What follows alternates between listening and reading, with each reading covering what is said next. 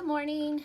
It's me, Danja. I've been a property manager for 20 years, and yesterday I posted a video about picking your roommate and living with a roommate and how important it was who you selected. So I decided to come back today and tell you two horror stories that I've experienced with roommates. Hold on, I'm trying to move my chair a little bit closer.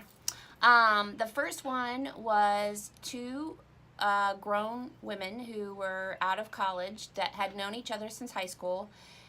Went to different colleges and decided to roommate together to save money, and they got along fine. Everything was good until roommate number one got a new boyfriend that roommate number two did not like. So this was so bad, y'all, that the roommate number two and the boyfriend got into a physical altercation on my property, like in the pool area. So of course I had to take steps because you can't behave that way on my property, and my obligation is to my renter, my leaseholder, not the guest. So it got rather complicated.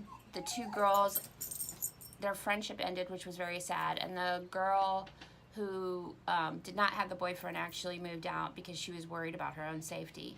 And I can't blame her, but it was a bit of a sticky mess to get them out, because they wouldn't come in at the same time to talk about it. They wouldn't come in to sign each other off the lease.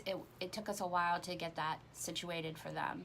And then the second one is just a little payment history. I had two college roommates, and one of their parents paid 6 months worth of rent, and the other one paid no rent at all.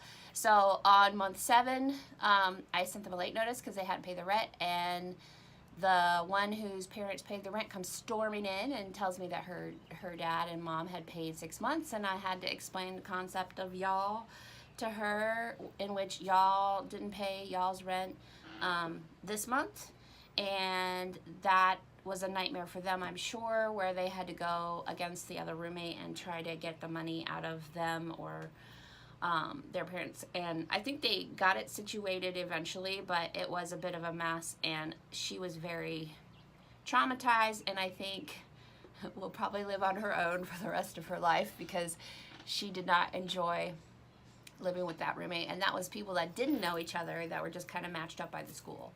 So those are my two nightmare roommate stories, and I know that I could talk more about one messy, one neat, one who played their music too loud, one who didn't get along with one's mom.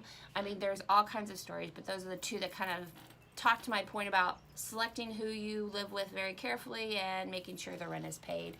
And it's y'all together in our heads, y'all. All right, have a great day.